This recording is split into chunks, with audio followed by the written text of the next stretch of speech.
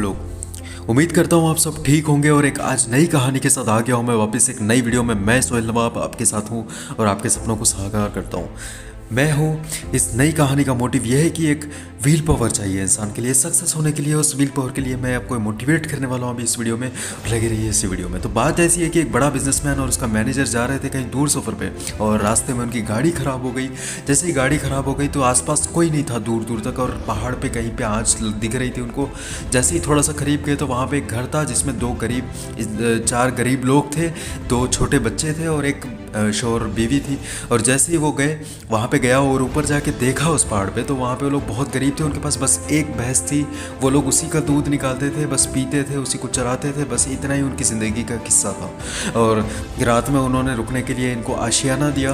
रात में ये लोग रुके और जैसे ही सुबह में निकलने लगा बिजनेसमैन तो उसने उस भैंस को गिरा के मार दिया पहाड़ से।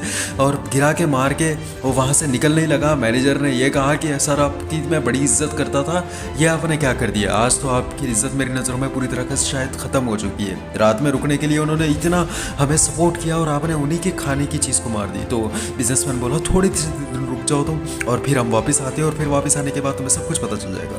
तो बिजनेसमैन गया और ठीक 5 साल बाद वापस आया। 5 साल बाद जैसे ही वापस आया बिजनेसमैन तो देखता क्या है उस सामने जितनी ज़मीनें हैं वहाँ पे बड़े बड़े दरख्त लगे हुए हैं, बहुत खूबसूरत फल लगे हुए हैं। जो उसका जो बाग है सारे बाग बने हुए हैं। तो बिजनेसमैन आया, बिजनेसमैन आके कहने लगा कि यार ये क्या हो गया, ये किसने किया।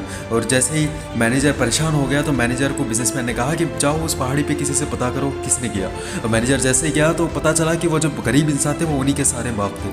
तो बिजनेसमैन बोला मैनेजर को कि आपको समझ में आया। तो मैनेजर बोला मुझे कुछ समझ में अभी भी नहीं आया। तो बिजनेसमैन बोला कि ये जितनी ज़मीन तुम्हें दिख रही थी दूर दूर तक कोई नहीं था। ये कहने वाला कि तुम कुछ नहीं कर सकते, ये कहने वाला कि तुम कुछ नहीं कर सकते, इसलिए उसने ये कर दिखाया। और जीनोज उसके पास खाना भी नहीं था बिल्कुल। जैसे ही वो मर गया, ख़त्म हो गया, जो उसके पास जानवर था जो देने वाला था दूध वो ख़त्म हो गया। अब जैसे ही वो ख़त्म हो गया तो अब इनको कुछ समझ में नहीं आया भूख के दौरान और इन्होंने काम करना शुरू कर दिया और इतना टूट के काम किया, इतना बिना सुने काम किया दुनिया वालों को कि इन्होंने सब कुछ हासिल कर लिया। तो इस कहानी से मैं ये कहना चाहूँगा कि आप भी बहुत कुछ कर सकते हो। Never give up and have a great day.